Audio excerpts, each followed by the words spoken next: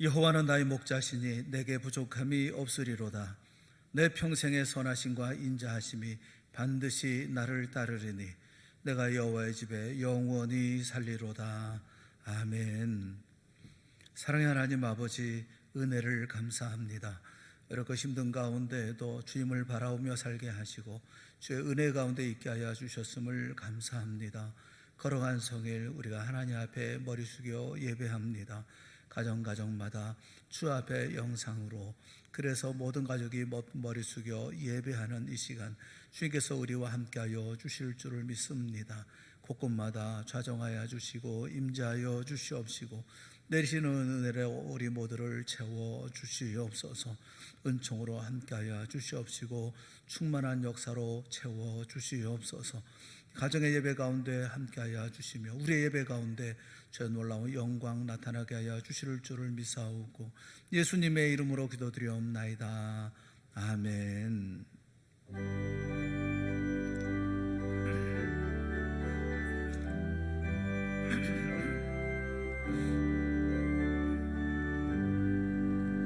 주 예수 이름 높이여 다 찬양하여라. 금멸류관을 들여서 만유의 주 찬양. 금멸류관을 들여서 만유의 주 찬양. 주 예수 당한 고난을 못 잊을 죄인아, 내 귀한 몸에 바쳐서 만유의 주 찬양.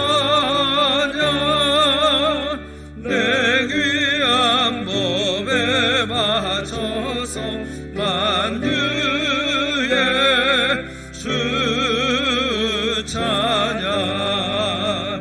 이 지구 위에 거하는 온 세상 사람들 그 크신 위엄 높여서 만유의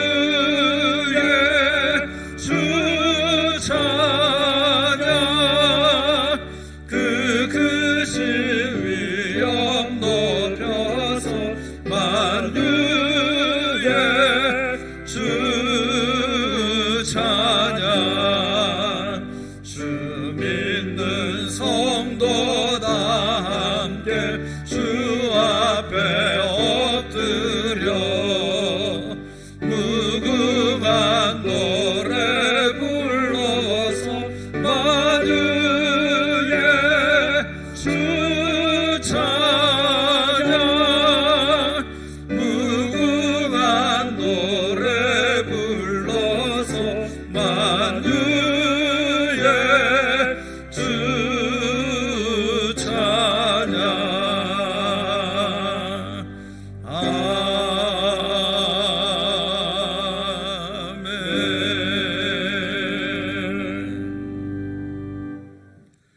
교동문은 11번입니다.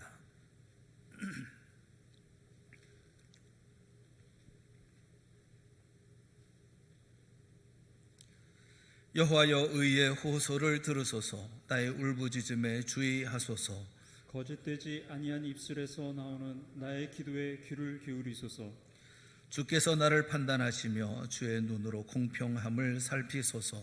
주께서 내 마음을 시험하시고 밤에 내게 오시어서 나를 감찰하셨으나 흠을 찾지 못하셨사오니 내가 결심하고 입으로 범죄하지 아니하리이다. 사람의 행사로 논하면 나는 주의 입술의 말씀을 따라 스스로 삼가서 포악한 자의 길을 가지 아니하여 싸우며 나의 걸음이 주의 길을 굳게 지키고 실족하지 아니하였나이다.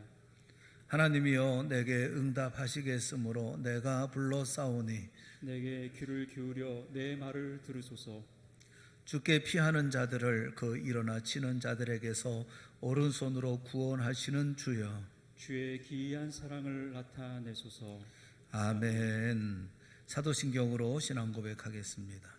전능하사 천지를 만드신 하나님 아버지를 내가 믿사오며 그 외아들 우리 주 예수 그리스도를 믿사오니 이런 성령으로 잉태하사 동정녀 마리아에게 나시고 본디오 빌라도에게 고난을 받으사 십자가에 못 박혀 죽으시고 장사한 지 사흘 만에 죽은 자 가운데서 다시 살아나시며 하늘에 오르사 전능하신 하나님 우편에 앉아 계시다가 저리로서 산 자와 죽은 자를 심판하러 오시리라.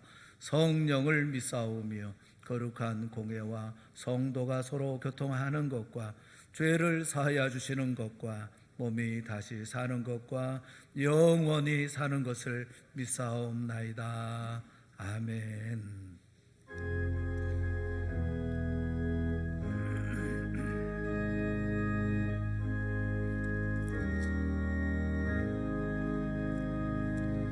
예수는 나의 힘이요 내 생명 되시니 구주 예수 떠나 살며 죄 중에 빠지리 눈물이 앞을 가리고 내 맘에 근심 쌓일 때 위로하고 힘주시리 주 예수. 예수는 나의 힘이요 내 친구 되시니 그네를 간구하며 풍성히 받으리 햇빛과 비를 주시니 주수할 곳이 많도다 귀한 열매 주시는 주 예수. 예수는 나의 힘이요 내 기쁨 되시니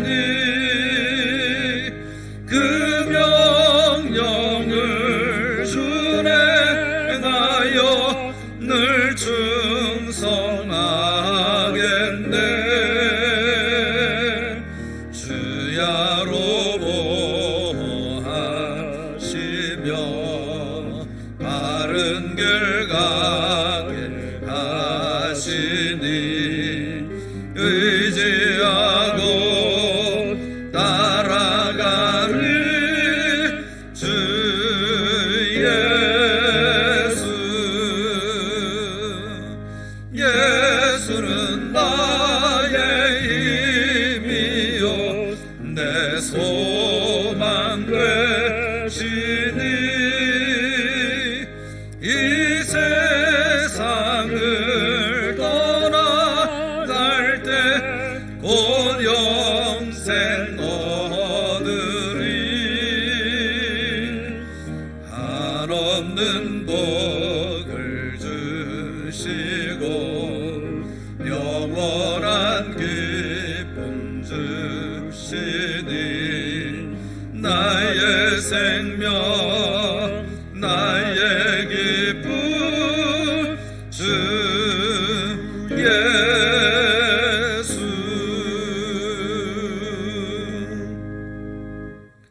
조수영 장로님 기도하시겠습니다.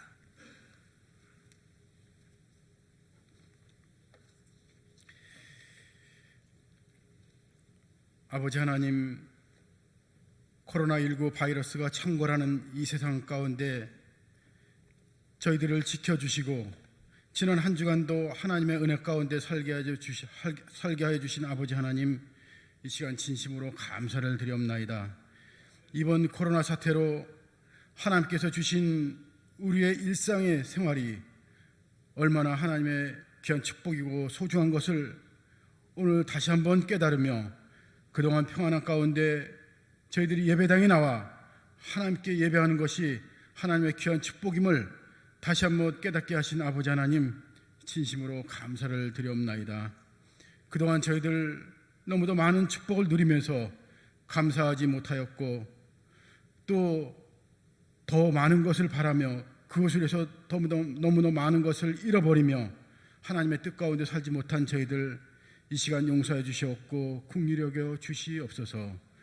이번 코로나 사태로 잃어버린 우리들의 믿음과 또 기도와 은혜를 다시 찾을 수 있는 우리 온 성도들이 다 될 수 있도록 하나님 인도하여 주시옵소서. 부족한 저희들 오늘도 거룩한 주님의 날 이 코로나 사태로 교회 나와 예배는 못 드리지만은 이 시간 영상 예배를 통하여 가정에서 가족들이 모여 하나님께 찬양과 예배를 드리게 하심을 진심으로 감사를 드리옵나이다. 이 시간도 각 가정에서 영상으로 드리는 예배가 신령과 진정으로 드리는 예배가 되게 하여 주시옵고 이 예배를 통하여 하나님을 만나고 복된 은혜를 체험하는 귀한 시간이 될 수 있도록 하나님 인도하여 주시옵소서. 아버지 하나님, 먼저 이 나라 민족을 위해서 기도합니다. 지금 코로나 바이러스로 온 세계가 감염으로 혼란하며 이로 인하여 경제가 추락하고 또 우리나라 국민들도 각 지역에서 감염으로 고통을 받으며 또 혹시라도 감염될 우려로 마스크에 의지하며 큰 걱정을 하고 있습니다.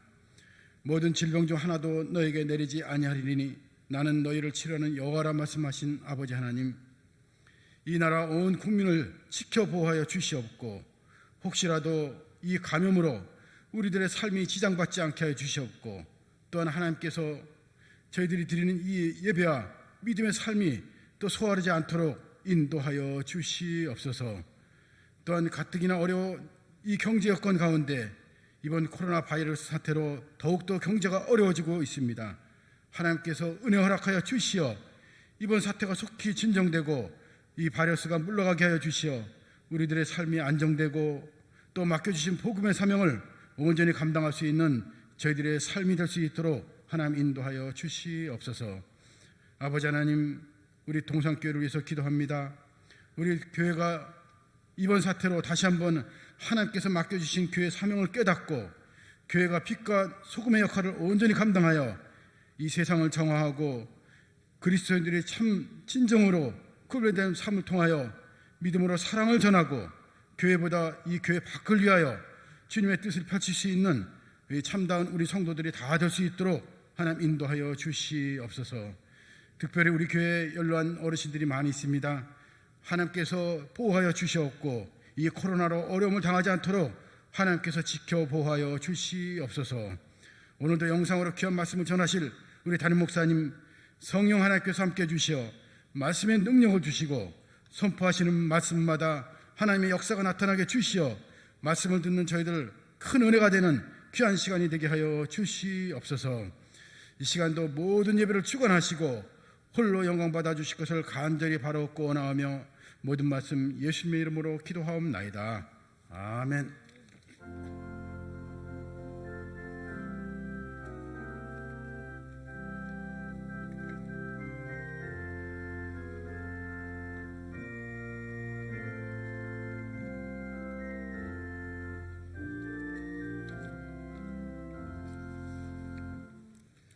네, 교회 소식을 알려드리겠습니다.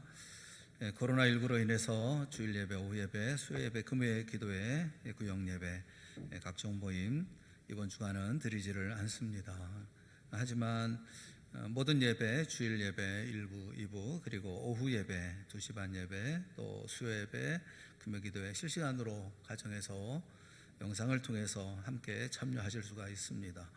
여러분 모두가 같이 예배에 참여할 수 있도록 또 여러분이 애써주시고 어렵지만 그러나 이 모든 시간을 잘 선용해서 가족이 함께하는 시간 또 모두가 예배에 참여하는 시간 그런 시간을 만들어 가실 수 있기를 부탁을 드립니다. 아울러 부탁 말씀드리는 것은 개인 위생 철저하게 해주시고 그게 나를 돕는 일이기도 하고 또 교회를 위한 일이기도 하고 또 하나님의 나라를 위한 일이기도 하고 또 여러 이웃들을 돕는 일이기도 하니까 마스크 꼭 착용하시고 또 손 씻는 일 최선을 다해 주시기를 꼭 부탁을 드립니다. 개인 위생에 철저하게 여러분이 실행해 주시면 고맙겠습니다. 이번 주 중에 본당 교육관 시건 장치를 해놨습니다. 혹시 교회에 볼 일이 있으시거나 하신 분들은 교육자에게 전해 주시면 교육자들이 교회에 있으니까 여러분 문을 다 열어드릴 거예요. 또 교회 전화를 통해서도 전화하시면 됩니다. 특별히 이렇게 밖으로 다니지 못하시는 이런 시간 동안에 우리가 성경을 많이 읽었으면 좋겠어요. 3월 1일부터 시작되어진 성경 통독하는 거 8월 달까지이지만 여러분 많이 읽으시고 열심히 읽으셔서 그래서 다 읽으시면 그것을 가지고 저희가 기념품을 드리도록 그렇게 하겠습니다. 의미 있는 시간으로 보낼 수 있기를 부탁을 드립니다. 봉헌을 위해서 함께 기도하겠습니다. 사랑의 하나님 아버지, 우리가 하나님 앞에 예배하며 또 예물을 드립니다. 온라인으로 하나님 앞에 드려지는 예물들이 있습니다. 11조와 감사헌금과 성교와 구제와 자녀를 위한 헌금, 또 주일헌금, 또 구역헌금, 또 성미, 또 소원의 예물들을 드리는 모든 헌금들을 주님께서 기억하여 주시옵시고 큰 복으로 채워 주시옵소서. 뿐만 아니라 교회를 찾아와서 헌금을 부탁하며 간절한 마음으로 주 앞에 또 헌신하기를 원하며 그래서 헌금을 드리는 심령들, 또 새벽 기도 예외에 하나님 앞에 힘을 다해서 드려지는 모든 예물들 주님께서 기뻐 받아 주실 줄을 믿습니다. 저들의 물질보다 저들의 드리려고 하는 간절한 마음과 안타까운 마음과 사랑하는 마음과 헌신하는 마음 주님께서 보시옵시고 저들에게 복을 내려주시되 가정의 평안함으로 채워주시며 화목과 번창함으로 함께하여 주시기를 원합니다. 하는 모든 일에 복을 내려주시옵소서. 현재보다 1000배나 많게 하시고 약속하신 모든 것 허락받는 귀한 가정들이 되게 하시고 산업들이 되어질 수 있도록 인도하여 주시옵소서. 늘 충분하고 넉넉하게 하여 주실 줄을 믿습니다. 간염병에서도 보호하여 주시고 건강하게 하시고 의료 세상도 없는 손길들 되어질 수 있도록 주여 은혜 베풀어 주시옵소서. 모든 봉사자들에게도 은혜 내려주시기를 원합니다. 우리가 힘을 다해 함께 봉사하지 못하지만 늘 건강과 형통의 복을 내려 주시옵시고 그리고 강하게 하시고 담대하게 하시고 두려움 없이 주일 열심히 잘 감당하는 매일매일이 되어질 수 있도록 은혜도 베풀어 주시옵소서. 해외에서 지방에서 군대에서 병상에서 오늘도 주님 바라보는 귀한 심령들 위해 은혜 베풀어 주시옵시고 회복의 은총과 우리 모두가 다 하나님 앞에 온전한 예배 드릴 수 있도록 힘을 다하는 우리 모든 성도의 교제를 나눌 수 있도록 귀한 은혜도 베풀어 주시옵소서. 속히 이 모든 일들이 다 마무리되게 하여 주시옵시고 우리가 모여서 예배하는 모든 일에 다시 전과 같은 열심과 뜨거움과 사랑과 기쁨과 감사와 감동이 회복되어지는 복된 역사도 있게 하여 주시옵소서. 우리 모두에게 큰 은혜의 손으로 함께하여 주실 줄을 믿사오고 예수님의 이름으로 간절히 축복하며 기도드리옵나이다. 아멘. 하나님의 말씀을 보겠습니다. 마태복음 11장 28절부터 30절 말씀까지.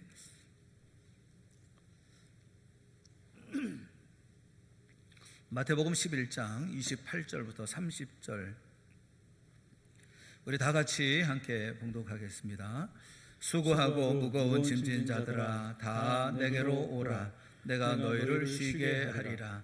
나는 마음이 온유하고 겸손하니 나의 멍에를 메고 내게 배우라. 그리하면 너희 마음이 쉼을 얻으리니 이는 내 멍에는 쉽고 내 짐은 가벼움이라 하시니라. 아멘. 이 시간에는 서선주 목사님 특송해 주시겠습니다.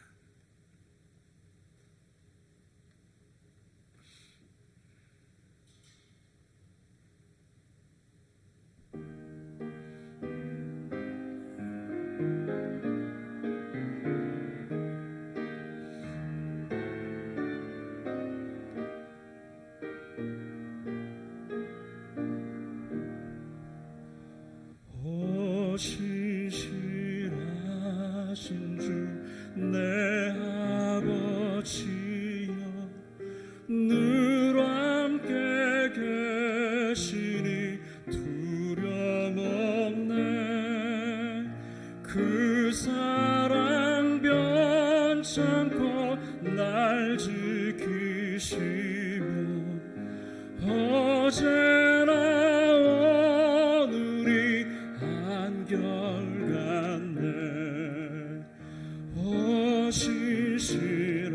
신실하신 주 신실하신 주 날마다 자비를 베푸시며 일령할 모든 것 내려주시는 신실하신 주 나의 구주 봄철과 또 여름 가을과 겨울 해와 달 별들도 다 주의 것 만물이 주 영광 드러내도다 신실한 주 사랑 나타내네 오 신실하신 주 오 신실하신 주 날마다 자비를 베푸시며 일령할 모든 것 내려주시니 오 신실하신 주 나의 구주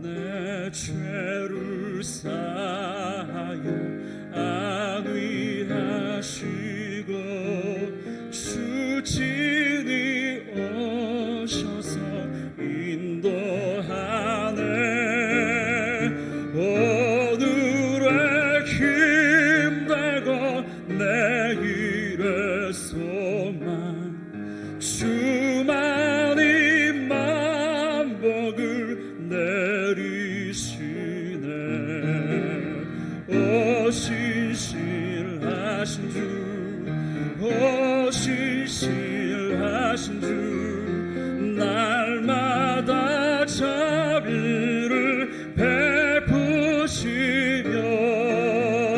일령할 모든 것 내려주시니 오 신실하신 주 나의 구주 아멘. 아멘. 오늘 예배 참여한 우리 가족 여러분 모두를 주님의 이름으로 환영합니다. 특별히 엄마 아빠하고 같이 예배드리는 우리 자녀들 예배 참여해줘서 너무너무 고맙고요. 또 함께 예배하면서 하나님의 말씀에 귀를 기울이고 또 가족이 함께 예배할 수 있는 좋은 시간이 되어질 수 있기를 주님의 이름으로 축원합니다. 아멘. 히키코모리라고 하는 히키코모리라는 말 들어보셨습니까? 은둔형 외톨이라는 말이죠. 이 히키코모리라는 말이 틀어박히다 그런 의미를 가지고 있다고 그래요. 수년 동안 집 밖에 나오지 않고 자기 방에서만 활동하는 그런 사람을 일컬어서 히키코모리라고 얘기를 합니다. 이런 은둔형 외톨이가 국내에만 10만 명이 넘게 있다고 그럽니다. 어느 조사에 의하면 초등학생 가운데 2.1%가 이렇게 은둔형 외톨이형의 삶을 살고 있다고 그럽니다. 중학생은 3.3%, 또 인문계 고등학생은 6%, 실업계 고등학생은 8.7%. 그래서 그 10명 중에 1명 또는 뭐 그보다 더 적은 수이겠습니다만 시간이 지나면 지날수록 그 연령대가 낮아지고 또 그 수치는 자꾸 증가한다고 그럽니다. 그래서 지금은 국민 대부분이 다 히키코모리가 되었다라고 얘기해도 과언이 아닌 것 같아요. 뭐 집단 따돌림이 있었던 것도 아니고 뭐 경쟁적인 어떤 사회적 분위기 때문도 아니고 더더군다나 게임이라든가 인터넷에 빠진 것도 아닙니다. 이 코로나19로 말미암아서 본의 아니게 집안에 갇혀 있어서 많은 스트레스를 받고 또 많은 힘들고 어려운 그런 일들 가운데 빠져 있죠. 그런데 이런 현상들은 비단 이 코로나19만의 문제는 아닌 것 같아요. 맥스 루케이도라고 하는 분은 현대인에 대해서 그런 얘기를 했습니다. 현대인들은 마치 이와 같다라고 얘기를 하면서 스트레스라고 하는 도시에서 벗어나기 위해서 필사적으로 도망해서 어느 마을에 도달했는데 알고 보니 그 마을은 걱정이라는 마을이었다. 그래서 걱정이라는 마을을 벗어나기 위해서 발버둥을 치면서 도망해서 그래서 어느 곳으로 들어갔는데 또 거기는 피로라는 마을이었다는 것입니다. 또 그래서 거기서 도망쳐서 결국 들어간 곳은 이제 더 이상 갈 곳이 없는 앞뒤 퇴로가 보이지 않는 그곳에 머물게 되었는데 그것은 바로 탈진이라는 마을이었다. 그렇게 표현을 했어요. 현대인들은 스트레스를 피하기 위해서 또 이렇게 애를 쓰고 노력하지만 결국 걱정 또 결국 피로하고 나중에는 탈진한 상태. 이건 비단 코로나19 때문만의 문제가 아니라 우리 현대인들이 겪고 있는 그런 문제라는 것이죠. 이렇게 보고 있는 것은 이런 사회학자라든가 사회적인 현상만 아니라 우리 예수님도 우리 인생을 그렇게 보셨다는 것입니다. 우리 인생을 말씀하시면서 수고하고 무거운 짐을 진 자 같은 인생, 바로 우리 인생이라는 거죠. 오늘 우리가 읽은 본문 말씀에 보면 수고하고 무거운 짐진 자들아, 그렇게 우리를 향해서 말씀하십니다. 그러니까 수고한다, 짐을 진다, 멍에를 맨다. 주님께서 우리 인생을 보시면서 마치 이렇게 멍에를 메고 가는 또 무거운 짐을 실은 마차를 끌고 가는 소 같은 그런 형상으로 우리를 보신 것 같습니다. 어릴 적에 지금은 볼 수 없습니다만 우마차들이 많았습니다. 이 소가 끌고 다니는 그런 마차들이 많이 있었어요. 무거운 짐을 싣고 그리고 끌고 가는 이런 비탈진 길을 올라갈 때 소는 숨을 몰아쉬면서 씩씩거리면서 올라가는 모습, 또 어떤 때는 눈물을 펑펑 쏟기도 하더라고요. 그대로 제대로 올라가지 못하면 또 뒤에서 마부가 이렇게 자꾸 이렇게 때리지 않습니까? 한 번은 올라가다가 소가 그만 털썩 그 자리에 주저앉아 버리는 그런 모습도 본 적이 있어요. 바로 그런 모습들을 이렇게 우리 주님이 생각하시면서 우리 인생이 바로 그와 같구나 이렇게 생각하신 것 아닐까 싶어요. 그 세상에서 가장 잘 산 사람, 행복하게 산 사람이라고 얘기하면 솔로몬 아니겠습니까? 근데 솔로몬도 인생을 정의하면서 전도서 2장 22절 23절 말씀에 보면 사람이 해 아래서 행하는 모든 수고와 마음에 애쓰는 것이 무슨 소득이 있으랴, 그렇게 얘기를 합니다. 수고하고 애씁니다. 우리 삶이 얼마나 애를 씁니까? 애쓰는 삶에 무슨 소득이 있으랴, 소득이 없다는 것이죠. 이어서 일평생에 근심하며 수고하는 것이 슬픔뿐이라, 그의 마음이 밤에도 쉬지 못하나니 이것도 헛되도다, 그렇게 얘기를 하고 있어요. 얼마나 우리가 수고하고 근심하며 살아가는지 밤에도 마음에 쉼이 없다는 거예요. 그래서 인생 참 헛되다 이렇게 얘기를 하고 있습니다. 인생에는 정말 쉼이 필요합니다. 쉼이 있어야 합니다. 더욱이 코로나19로 전 국민이 마치 자가 격리 상태에 있는 것처럼 보여주는 이때에는 우리 성도들에게도 그렇고 세상에도 정말 진정한 쉼이 필요합니다. 29절에 주님이 말씀하셨죠. 너희 마음이 쉼을 얻으리라, 그렇게 말씀하셔요. 수고하고 무거운 짐지자들아 다 내게로 오라. 내가 너희에게 쉼을 줄 텐데 그 쉼을 얻으면 너희 마음이 쉼을 얻을 거다, 그렇게 말씀하고 계십니다. 그래서 이 쉼은 정말 우리에게 필요하죠. 세상은 우리에게 너무 많은 것을 요구를 합니다. 또 우리는 그 요구를 수용하고 행할 수 있을 만큼의 능력이 없어요. 우리 마음에 쉼을 얻는 비결을 갖고 이 현실을 제대로 대처하지 못하면 마치 비타로 올라가던 소가 주저앉아 버리는 것처럼 언젠가 우리도 주저앉아 버리고 말 것입니다. 쉼이 필요하죠. 문제는 이 쉼을 어떻게 얻을 수 있느냐 하는 것인데, 오늘 성경에서 우리 주님이 말씀하시기를 주님이 주신다, 예수님이 주신다. 이 쉼은 예수님이 주신다. 다른 말로 얘기하면 예수님만이 주실 수 있는 쉼이다, 이렇게 말씀하고 있어요. 수고하고 무거운 짐진 자들아 다 내게로 오라. 내가 너희를 쉬게 하리라.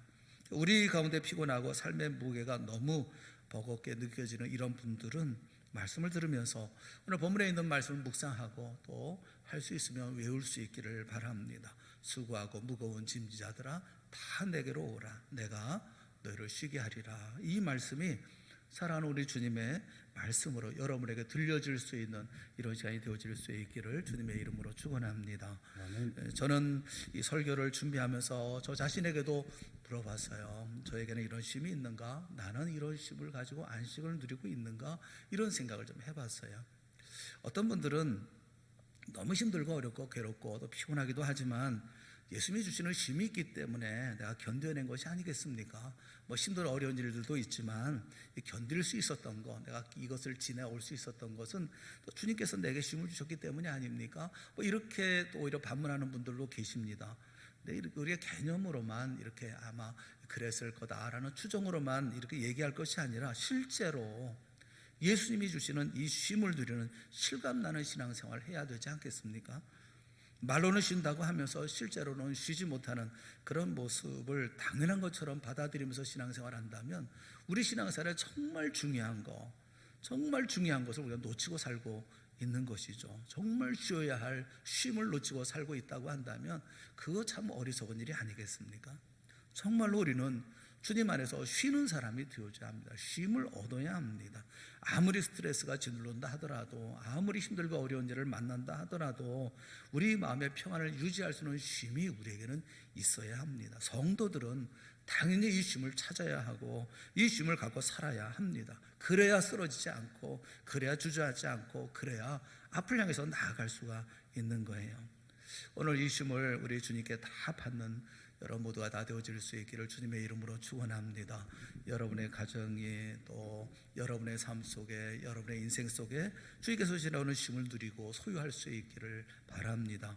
예수님이 주시는 쉼을 우리가 어떻게, 이 쉼은 어떠한 쉼이며 어떻게 받을 것인가 하는 것에 대해서 오늘 말씀을 보면서 한 3가지 정도 우리가 같이 생각을 해보려고 합니다. 어렵고 힘든 시간에 이 말씀을 통해서 쉼을 얻고 또 쉼을 가지고 평안을 가지고 새로운 또 용기와 힘을 낼 수 있는 여러분 모두가 되어질 수 있기를 바라요. 첫째가 뭐냐면 예수님이 주시는 쉼은 예수님을 믿는 믿음으로 얻는 것이다 라는 것을 알아야 된다는 겁니다. 우리가 이런 쉼을 얻기를 원하면 예수님을 믿는 믿음을 가져야 된다는 거죠. 수고하고 무거운 짐진 자들아 다 누구에게 오라고 말씀하십니까? 내게로 오라. 예수님께서 내게로 오라 그렇게 말씀하셔요. 무거운 짐을 쉬기 위해서 쉬기를 원한다면 내게 와야 된다 말씀하시죠. 다시 말하면 예수님을 믿어야 된다는 거예요. 예수님을 진정 믿을 때 우리는 쉼을 얻을 수가 있다는 말씀입니다. 예수님 외에는 어디서 쉼을 얻을 수 있는 방법이 없어요. 길도 없고. 그래서 우리는 베드로처럼 예수님을 믿어야 합니다. 베드로가 너는 나를 누구라 하느냐라고 물었을 때 베드로는 그렇게 고백하죠. 주는 그리스도시요 살아계신 하나님의 아들이시니이다 라고 고백을 합니다. 이 사실을 우리가 함께 고백하고 믿어야 합니다. 우리는 하나님이신 예수님이 그리스도 되심을 믿어야 해요. 이 그리스도라는 말은 구원자라는 의미죠. 사람들은 인생의 삶에서의 구원을 얘기하면서 어떤 선행을 해야, 어떤 일을 행해야 구원을 얻을 수 있을 것처럼 생각을 합니다. 하지만 하나님이 만족할 만한 선을 우리는 행할 수 있는 힘이 없어요. 우리는 무능한 존재입니다. 하나님이 원하시는 선은 따로 있는데 우리는 그것을 행할 수 없다. 이것이 우리의 마음을 얼마나 무겁게 만듭니까? 재미만을 쫓아서 하루살이처럼 인생 살아가는 사람들에게야 무슨 문제가 있겠습니까마는, 그런데 인생 살아가면서 8, 90년 인생 살아가면서 한 생이 이게 다일까? 이게 전부일까? 다음 생은 없는 것일까? 또 다음 생을 위해서 내가 무엇을, 하나님께서 우리에게 주시는 그런 놀라운 그 구원의 자리를 우리가 가려고 하면 그럼 어떻게 해야 될까 고민하는 이런 사람이라고 한다면 그 쉬지 못하죠. 아무것도 알 수도 없고 행할 수도 없기 때문에 그런 거죠. 뭘 해야 내가 구원을 얻을 수 있으며, 내가 어떻게 해야 하나님 마음에 들 수가 있고, 내가 이런 평안함을 얻을 수가 있고, 내가 미래에 대한 소망을 가질 수가 있을까? 근데 주님께서 그런 우리에게 약속하시는 말씀이 있어요. 하라 하지 말라는 율법은 내가 책임지겠다. 대신 너는 나를 믿어라. 나만 믿으면 영생을 선물로 주겠다. 주님께서 말씀하셨거든요. 이게 얼마나 기가 막힌 은혜입니까? 그래서 예수님을 믿기만 하면 우리 영혼이 쉼을 얻습니다. 우리 마음에 있던 짐이 다 날아갑니다. 예수 믿기만 하면 되는 거구나. 뭘 하느냐 하지 않느냐, 뭘 해야 되느냐, 이거 구원과는 전혀 관계가 없구나. 예수 믿기만 하면 되는 거구나. 이 믿음을 가지게 되어졌을 때 우리 마음에 있던 무거운 짐, 인생의 모든 무거운 짐들이 다 내려놓게 되어지는 것이죠. 모든 압박감에서 우리는 해방을 받을 수가 있는 것이죠. 우리 예수님을 믿어야 합니다. 아직도 이 사실에 대한 확신을 못 갖는 분들이 계시기도 해요. 여러분, 만약에 예수 믿는 믿음으로만 구원 얻는다고 하는 확신을 못 가지고 계시면 여러분 인생 신앙생활은 참 고생하는 신앙생활일 것이고 또 무거운 짐을 지는 인생이 될 수밖에 없을 것입니다. 속히 예수 그리스도를 나의 구주로 믿음으로 모든 무거운 짐을 주님 앞에 벗어놓는 여러분 모두가 다 되어질 수 있기를 주님의 이름으로 축원합니다. 또 한 가지, 우리는 예수님을 살아계신 하나님의 아들로 믿어야 합니다. 주는 그리스도시요 살아계신 하나님의 아들이십니다 라고 하는 이 하나님의 아들이심을 믿어야 하죠. 하나님은 자비로우신 하나님이십니다. 그 하나님의 아들이시죠. 그 아들은 언제나 우리 애들을 향해서 한없이 불쌍히 여기시고 긍휼히 여기시는 그런 하나님의 아들이심을 우리는 믿어야 합니다. 예수님은 풍랑을 만나서 밤새도록 고생하는 제 아들을 찾아오시죠. 찾아오시면서 내니 두려워하지 말라 그렇게 말씀하십니다. 나다 두려워하지 말아라 말씀하십니다. 풍랑 속에서 오셔서 말씀하시는 거예요. 주님은 목숨을 위하여 무엇을 먹을까, 무엇을 마실까, 몸을 위하여 무엇을 입을까 염려하지 말라. 먹을 거, 마실 거, 입을 거 염려하지 말라 그렇게 말씀하셔요. 사람들이 너희를 넘겨줄 때에 어떻게 또는 무엇을 말할까 그것도 염려하지 말라 그렇게 말씀하셔요. 그때 너에게 할 말을 주시겠다 그렇게 말씀을 하십니다. 심지어 두려워하지 말라 너희는 많은 참새보다 귀하니라 말씀합니다. 참새가 떨어지는 것도 하나님의 뜻이라고 하는데 너희는 참새보다 더 귀한 존재가 아니냐 이렇게 말씀하셔요. 자상하게 말씀을 하고 계십니다. 예수님이 오늘 우리에게 찾아오셔서 인생 풍랑 시달리는 우리 한 사람 한 사람을 보시면서 내가 너와 함께 있어, 내가 너를 사랑하고 있어, 내가 너와 동행할 것이야, 그래 두려워하지 마라 말씀하고 계시는 것이죠. 이 하나님의 아들 예수 그리스도를 확실히 믿을 때 우리 마음에 쉼이 생기는 것이죠. 그 종교개혁자인 마틴 루터를 여러분 아시죠? 그에 관한 일화가 있어요. 숱한 논쟁을 벌이면서 캐톨릭의 압박과 해유와 그런 협박을 당하면서 언제 생명의 위험, 이런 위험을 느끼면서 살아가는 생사의 갈림길 가운데 있었지 않습니까? 그런 가운데도 루터는 마음의 여유를 잃지 않았다는 겁니다. 그 종교개혁을 하던 동료 가운데 필립 멜랑크톤이라고 하는 분이 계셔요. 하도 시절이 어려우니까 루터에게 편지를 보냈습니다. 편지를 보내서 편지에 우리 이번 주말에 만납시다. 만나서 하나님의 섭리에 대해서 우리가 이야기를 좀 합시다. 너무 힘들고 어려우니까 하나님은 도대체 이 어떤 일을 행하시려고 하는 것인지 한번 좀 이야기를 좀 나눠봅시다. 이 편지를 보냈어요. 루터가 답장을 보냈습니다. 뭐라고 답장을 보냈느냐 하면 섭리는 섭리자에게 맡기고 이번 주말에 멜랑크톤 당신은 나와 낚시질이나 갑시다. 이렇게 답장을 보낸 거예요. 멜랑크톤이 깜짝 놀랐습니다. 아니 이런 시국에 무슨 낚시 마음에 너무 여유로움을 가지고 있는 게 아닐까 해서 어떻게 그런 여유를 가질 수가 있습니까? 라고 물었죠. 마틴 루터는 메모지로 답신을 보냈습니다. 그 답신에 주님께서 내게 주신 여유입니다 라고 얘기하면서 그 밑에다가 히브리서 12장 2절 3절 그렇게 적어놨어요. 히브리서 12장 2절에 있는 말씀이 뭡니까? 우리 한번 같이 보겠습니다. 시작. 믿음의 주요 또 온전하게 하시는 이 예수를 바라보자. 그는 그 앞에 있는 기쁨을 위하여 십자가를 참으사 부끄러움을 개의치 아니하시더니 하나님 보좌 우편에 앉으셨느니라. 아멘. 믿음의 주요 또 온전하게 하시는 이인 예수를 바라보자. 예수님은 앞에 있는 기쁨을 위해서 십자가를 참으시고 부끄러움을 개의치 않으셨다. 지금은 하나님 보좌 우편에 앉으셨다. 예수님 십자가 건너편에 있는 영광의 내일, 그 즐거움의 미래를 바라보시면서 오늘의 십자가를 견디어내셨던 그 주님 아니냐. 그 다음 절에 2절 그 3절 말씀에 보면 이렇게 말씀하고 있죠. 너희가 피곤하여 낙심하지 않기 위하여 죄인들이 이같이 자기에게 거역한 일을 참으신 일을 생각하라. 너희가 피곤하고 낙심하지 않기 위해서 누구를 생각하라는 겁니까? 예수님을 생각하라라는 거예요. 사랑하는 여러분, 십자가를 넘어서 견디신 예수 그리스도와 나와 함께 하신다고 한다면, 그분이 내 인생길을 인도하신다면 얼마나 여유롭고 또 안식 속에서 우리가 인생의 삶을 살아갈 수가 있겠어요. 지금 그 얘기를 루터는 하고 있는 것이죠. 예수님을 바라보고 예수님과 함께 나갈 때 이 모든 일들 가운데 여유로움을 가지고 살 수 있지 않느냐, 이렇게 얘기를 하고 있는 거예요.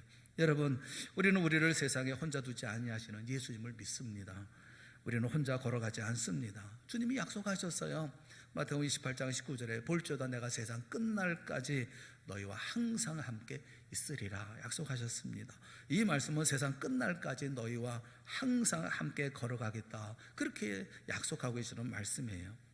주님과 우리가 같이 걸어갈 때 주님은 얼마나 강하신 분입니까? 주님은 얼마나 전능하신 분입니까? 얼마나 능력이 있으시고 힘이 있으신 분입니까? 그렇게 힘이 있고 전능하신 하나님이, 우리를 사랑하시는 주님이 우리와 함께 하신다고 한다면 우리가 평안하지 못할 이유가 뭐가 있습니까? 쉬지 못할 이유가 뭐가 있죠? 동행하시는 주님을 믿으면 우리 마음에 쉼이 오는 거예요. 예수 그리스도 우리 주님을 꼭 믿는 우리 모두가 되어질 수 있기를 바랍니다. 예수님을 믿는 자, 그에게 주님께서는 쉼을 주신다 약속하고 계셔요. 이게 첫 번째고, 두 번째, 예수님이 주시는 쉼이 어떤 것입니까? 그것은 그의 멍에를 메는 데서 얻는 힘이 있어요. 말씀하고 계시죠. 수고하고 무거운 짐진 자들아 다 내게로 오라. 내가 너희를 쉬게 하리라. 나는 마음이 온유하고 겸손하니 나의 멍에를 메고 내게 배우라. 그렇게 말씀하고 있어요. 나의 멍에를 메고. 예수님은 멍에를 벗겨주신다, 그렇게 말씀하지 않습니다. 다른 멍에, 나의 멍에로 바꿔주신다, 그렇게 말씀하고 계시는 거예요. 세상을 사는 동안에 우리는 멍에를 다 벗어버리고 싶지요. 우리 가정이라든가 우리가 든 부담이라든가 걱정이라든가 삶의 경제적인 모든 멍에들을 다 벗어버리고 싶습니다만, 우리는 이 멍에를 벗어버리고 살 수는 없습니다. 인생의 수고와 슬픔을 우리는 평생 짊어지고 살아야 합니다. 하나님께서 인생에 지어주신 짐이기 때문에 그렇습니다. 이마에 땀이 흘러야 먹을 수 있어요. 왜 그러냐면 우리 죄 때문에 그렇습니다. 이건 벗어낼 수가 없어요. 우리 세상을 살면서 짐을 벗어놓고 살 수는 없습니다. 짐을 져야 합니다. 짐을 지기 위해서는 멍에가 필요하죠. 그런데 이 멍에가 얼마나 버겁고 힘든 멍에입니까? 주님께서는 그 멍에를 자신의 멍에로 바꿔주시겠다, 그렇게 말씀하고 계시는 거예요. 예수님은 자신을 가리켜서 마음이 온유하고 겸손하다, 그렇게 말씀하시죠. 온유하고 겸손하다고 말씀하시는 이유가 뭘까요? 우리의 연약함을 이해하시고 불쌍히 여기는 마음을 가지신 분이라, 그런 뜻이에요. 자신이 다 당해봤기 때문에 그래서 모든 거 이해하시고 모든 거 불쌍히 여기는 마음을 갖고 계신 분이다, 그렇게 말씀하고 계시는 것입니다. 히브리서 4장 15절 말씀해 보면 모든 일에 우리와 똑같이 시험을 받은 분, 예수님을 그렇게 말씀하고 있어요. 모든 일에 우리와 똑같이 시험을 받은 그분이 바로 예수님이라고 말씀을 합니다. 이 세상에 오셔서 우리가 지고 있는 모든 짐을 다 접으신 분이 누구십니까? 예수님인 거예요. 자기가 당해보지 않고서 남을 이해하지 못합니다. 무슨 고통이든지 자기가 당해보지 않으면 이해가 되질 않아요. 남을 이해하지 못하면 사람은 참 잔인해집니다. 말 한마디 해도 생각 없이 그저 무자비하게 말을 쏟아놓기 십상이죠. 당신이 안 당해봐서 그런 소리 하는 거야. 당신이 안 당해봤으니까 그런 말을 쉽게 하지. 진짜 당해봤다면 그런 소리 못해. 당해본 사람은 쉽게 말하지 못합니다. 당해본 사람만이 쉽게 말할 수가 없는 것이죠. 이 나사렛이라고 하는 조그만 마을에 보잘것없는 목공소 하나를 경유하면서 어머니 마리아, 그리고 동생 야고보, 요셉, 유다, 시몬, 여동생들 10여 명이나 되는 식구들 부양해야 하는 예수님의 형편을 여러분 상상해 보세요. 가난을 체험하신 분은 식구 하나 더 있고 없고 하는 것이 얼마나 대단한 것인지 우리는 알지 않습니까? 예수님은 그 손바닥만한 동네에서 목공소를 경영하셨는데 무슨 수입이 그리 대단했겠어요? 그것으로 식구를 먹여 살려야 했습니다. 우리 주님은 가난을 경험해 보신 분입니다. 예수님은 식민지에 살면서 착취아들 밑에서 겪는 아픔과 한이 무엇인지를 아시는 분입니다. 또 사랑하는 가족을 일찍 빼앗아가는 죽음의 슬픔도 체험하셨던 그런 분이에요. 아버지 요셉이 일찍 세상을 떠나셨죠. 젊어서 과부가 된 자기 어머니 마리아를 옆에 모시면서 그 어머니가 겪는 고통을 옆에서 잘 지켜봐 왔었습니다. 우리 주님은 그런 인생을 사셨어요. 우리 가운데서도 죽음이 사랑하는 일을 앗아가고 고독과 씨름하면서 한 생을 슬픔과 눈물로 지새는 분들이 계시죠. 여러분, 예수님이 당하신 슬픔이에요. 예수님은 인기를 누리기도 했지만 조롱과 비판을 받을 때도 많았습니다. 형제들과 마음을 합하지 못해서 그래서 배척당하는 그런 아픔도 경험했어요. 억울한 재판도 받으셨고 억울한 죽음도 당하시기까지 하셨습니다. 예수님은 우리 인간이 짊어지고 있는 모든 짐을 스스로 짊어지고 체험하셨습니다. 그래서 주님은 우리의 모든 사정을 아시기 때문에 온유하고 겸손하다, 그렇게 말씀하시는 거예요. 우리 불쌍히 여기시는 그런 마음을 가지고 계신다는 거예요. 그래서 매기 쉬운 멍에를 메워주려고 주께서 말씀하시는 거죠. 나의 멍에는 쉽고 내 짐은 가벼움이라 말씀하고 계시는 것입니다. 그렇다면 무엇이 예수님이 지신 멍에일까요? 어떻게 우리 짐을 가볍게 해주시고 그리고 예수님의 멍에를 우리에게 주신다고 했는데 그 멍에는 어떤 멍에일까요? 여러 대답이 있을 거예요. 그런데 여러 말씀을 다 드릴 수는 없고 중요한 한 가지만 생각해 보면 저는 그리 생각을 합니다. 문제를 보는 우리의 시각, 우리가 바라보는 시각을 바꿔주는 거, 예수님의 눈으로 바꿔주는 거, 예수님의 마음으로 바꿔주는 거, 그게 예수님이 가지고 계셨던 멍에 아니겠어요? 예수님은 현실을 해석하고 현실을 받아들이는 우리의 마음가짐, 우리가 바라보는 시각, 우리가 보는 모든 견해들을 바꿔주시는 거죠. 그게 주님이 우리에게 메워주시는 멍에이죠. 여러분, 우리가 예수님을 얼마나 잘 믿는다고 하더라도 현실은 바뀌지 않습니다. 예수를 잘 믿는다고 해서 가난한 사람이 하루아침에 부자가 되지 않습니다. 성경을 열심히 보고 주여 주여 하면서 기도하고 해도 우리 집안에 있는 자녀 문제가 하루아침에 해결되는 것도 아니에요. 우리는 바뀌지 않는 현실을 목전에 두고 살아야 합니다.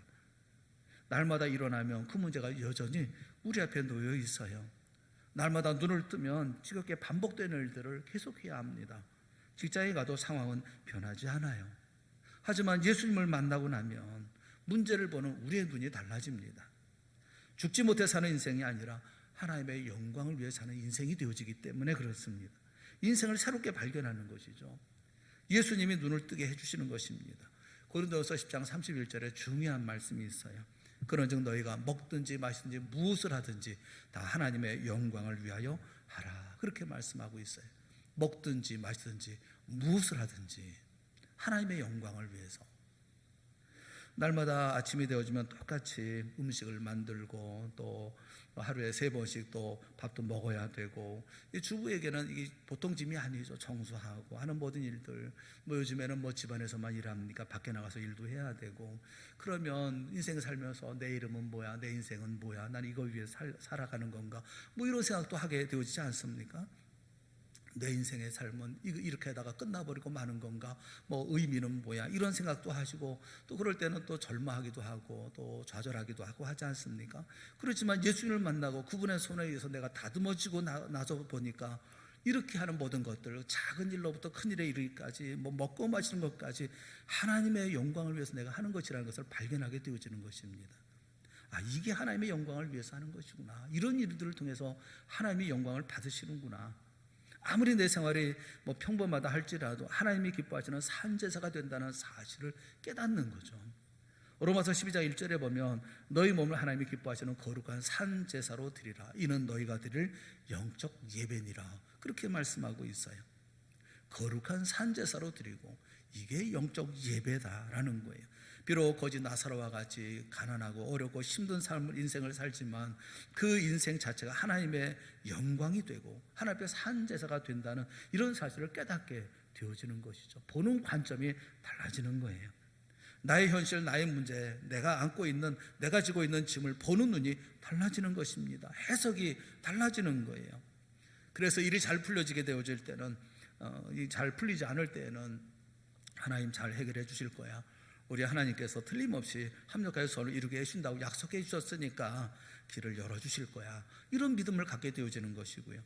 견디기 힘든 시련을 만나도 하나님이 이것이 나에게 유익할 테니까, 그래서 나에게 이런 어려움을 허락해 주셨겠다라는 믿음을 갖는 거죠.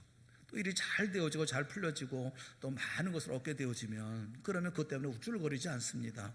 하나님이 나에게 무슨 뜻이 있나 보다, 이런 것을 주신 거 보니까 이런 것을 가지고 내가 뭘 하라고 주신 것이지, 이런 생각을 갖게 되어지는 거죠. 옛날 같으면 상상도 할 수 없었는데 그 일로 속에서 기쁨을 누리게 되어지고, 똑같은 문제를 할 때도 감사거리가 눈에 띄고 또 기뻐하고 즐거워하는 그런 마음도 되게 되어지는 거죠. 자연히 모든 멍해가 쉽게 느껴질 수밖에 없는 것입니다. 데살로니가전서 5장 16절과 18절에 있는 말씀은 이게 불가능한 말씀, 이렇게 생각할 수가 있어요. 그 데살로니가전서 5장 16절의 말씀은 항상 기뻐하라, 그렇게 말씀하거든요. 18절에 있는 말씀은 범사에 감사하라. 이게 어떻게 가능하냐고, 항상 어떻게 기뻐하냐고, 뭐 희죽희죽 웃으며 살아야 되냐고, 어떻게 범사에 감사할 수 있느냐고, 이렇게 말씀하시는 분들이 많아요. 성경이 말장난하는 것입니까? 그냥 뭐 저 피상의 세계, 저 먼 피안의 세계를 얘기하면서 아마 이렇게 사는 게 좋을 거야, 이렇게 말씀하는 건가요? 그렇지 않아요. 성경은 그렇게 말씀하지 않습니다. 하나님은 우리에게 실제적인 말씀을 하고 있는 것이죠. 항상 기뻐하라, 기뻐해야 되는 거예요. 범사에 감사하라, 감사하게 되어지는 거예요.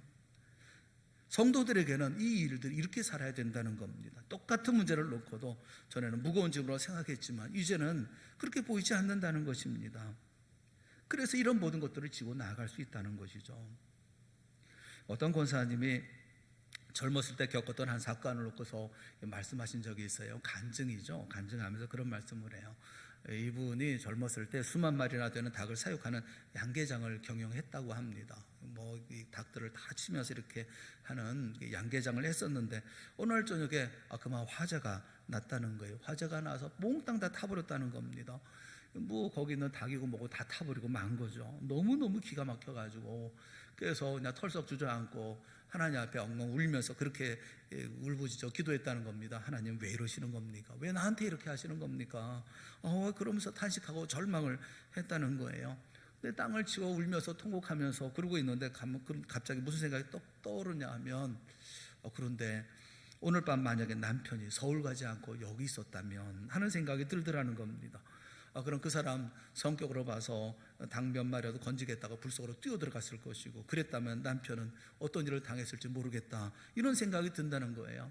근데 마침 그 남편이 서울을 가고 뭐 그래서 그 사이에 이런 일이 생겨서 닭은 다 없어졌지만 그래도 남편은 아무 일 없이 무사할 수 있었으니까 이 얼마나 감사한가, 그런 생각이 문득 들더라는 겁니다.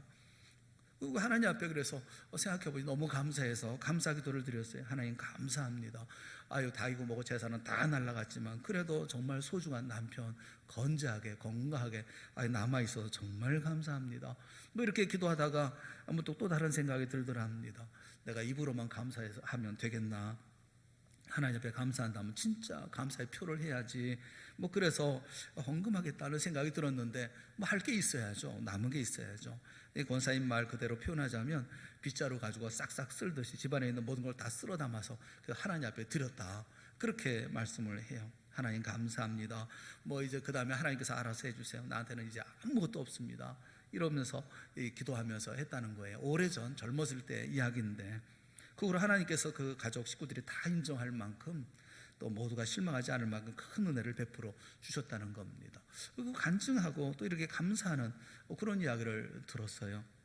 여러분 생각해 보세요. 전 재산이 한순간에 다 잿더미가 되어버린 마당에 감사할 조건을 생각하면서 감사하는 게 그게 사람의 힘으로 되는 것입니까? 주님이 그에게 그런 마음을 주신 거 아니겠어요? 보는 시각을 바꿔주신 거 아니겠어요? 문제를 주님이 그렇게 보게 하신 것이죠. 똑같은 문제지만 그렇게 바꾸어 놓고 생각할 수 있는 능력을 주님이 주신 거예요. 이것이 바로 주님의 멍해죠. 주님께서 우리에게 매기하신 멍해인 거예요. 여러분 가운데 최선을 다했는데도 일이 잘 풀리지 않습니까? 하나님이 알아서 잘해 주실 거야. 우리 주님은 항상 선하신 분이고 날 사랑하시니까.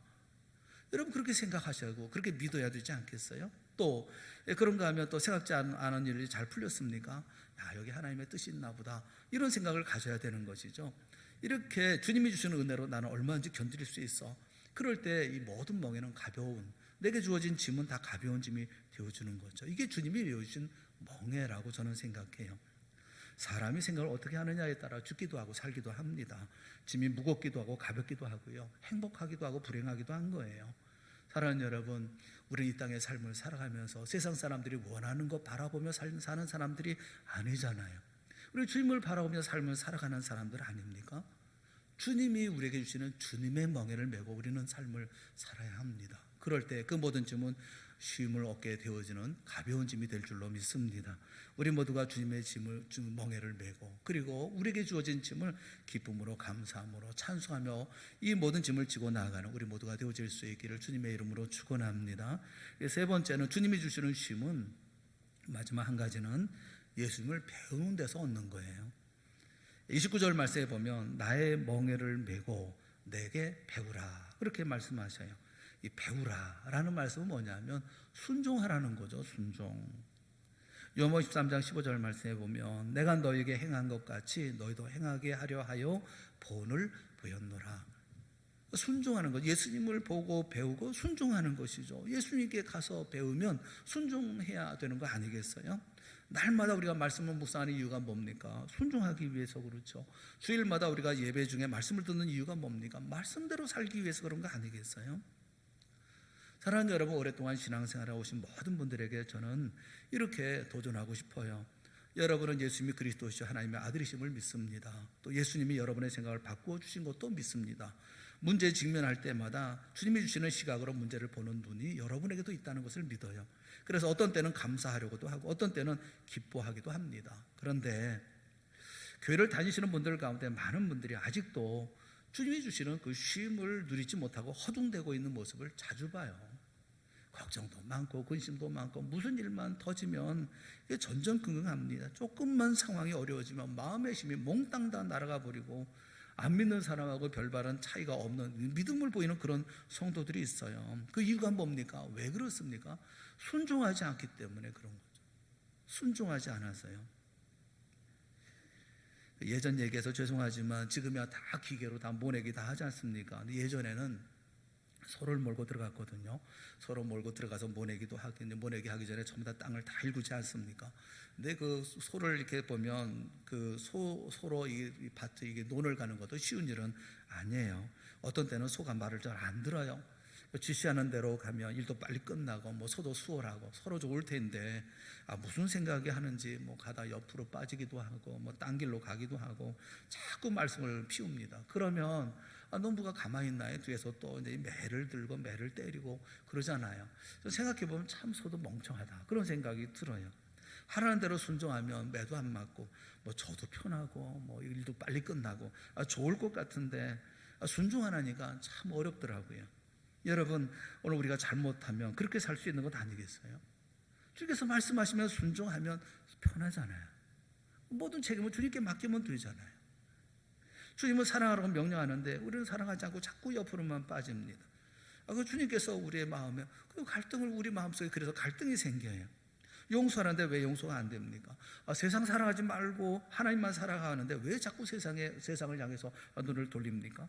왜 마음의 탐욕은 그대로 고치지 않고 살아가고 있습니까? 왜 거짓말 함부로 하십니까? 주님의 명령대로 순종하기만 하면 주님이 주시는 평안이 내 마음을 지킬 수가 있는데 자꾸 옆길로 새는 소처럼 순종을 안 하거든요. 그래서 마음의 쉼이 다 흐트러져 버리고 맙니다. 마음의 평안이 없어요. 예수 믿는 사람이 주님 주시는 마음의 평안을 자꾸 잃어버리는 이유는 진리를 몰라서가 아닙니다. 순종 안 하기 때문에 그런 것이죠. 배우라 말씀하고 있잖아요. 주님 앞에 순종하라. 그래야 우리는 쉼을 얻을 수 있다. 그렇게 말씀하고 있어요. 힘들고 어려운 세상 속에 쉼을 얻기를 원하십니까? 이 세 가지를 꼭 기억하세요. 주님은 우리에게 쉼을 주신다고 약속하셨는데 예수님을 하나님의 아들로 구원자로 믿을 때 이 쉼은 우리의 것이 됩니다. 두 번째로 주님이 메우시는 멍에를 맬 때 우리는 이 쉼을 얻을 수가 있어요. 주님은 주님의 멍에를 주십니다.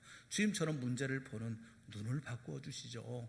이 세상의 짐이 아니라 예수님이 우리에게 지어주는 그 멍에를 매는 우리가 되어줘야 됩니다. 마지막 세 번째는 주님께 순종할 때 우리에게 쉼이 주어지는 거예요.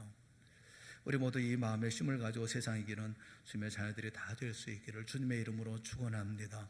수고하고 무거운 짐지자들아 다 내게로 오라. 내가 너희를 쉬게 하리라. 그 무거운 짐이 어떤 짐이든지 뭐 코로나19가 됐던 그보다 더 어떤 경제적인 어려움이 됐던 무거운 짐을 진 자들아 다 내게로 오라. 모두 다 내게로 오라. 내가 너희를 쉬게 하리라. 이 쉼을 우리 모두가 소유하고 사는 우리 동산의 성도들이 되어질 수 있기를 주님의 이름으로 축원합니다. 함께 기도하겠습니다. 사랑의 하나님 아버지, 은혜를 감사합니다.